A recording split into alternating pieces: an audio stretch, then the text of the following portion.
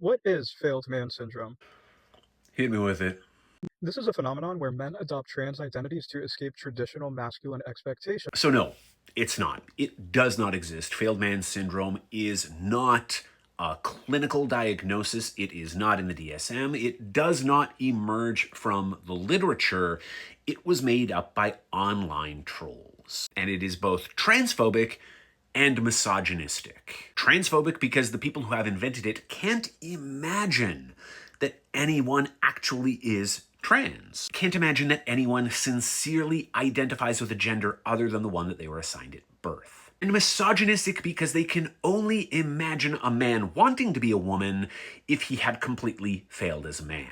That being a woman is so undesirable, so beneath any man, that he could only identify with one as a last resort. Because there is also no companion transition here. There's no failed woman syndrome to explain why somebody assigned female at birth might want to be a man. You see this a lot with Gen Z. Societal pressures, mental health struggles, trauma, and online influences are pushing vulnerable young men into adopting trans identities not out of innate need, but as a maladaptive coping mechanism for their failures as men. And here's where he reveals that this is also a scare tactic. One that he is very specifically aiming at incels to suggest that, hey, you better sign up for my course or read my ebook because if you're not careful, if you keep going down this path, you might turn into a woman.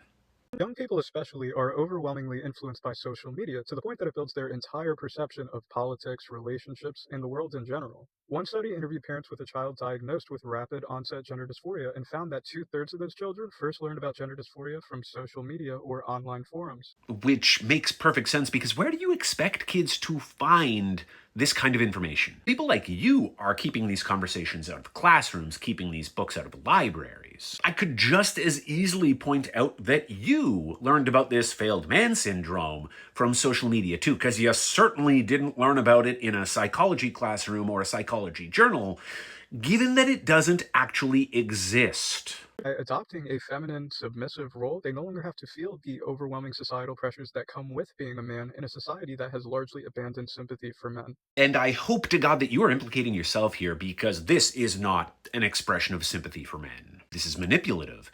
It is coercive. It is using disinformation to prey on their insecurities and make them fearful. And a fearful man is probably a very good customer for you. Probably an easy mark. And I hope that anyone who identifies with what you're describing as a failed man here gets real help from an actual specialist who knows what they are talking about and knows the research, because my guy, you are not it.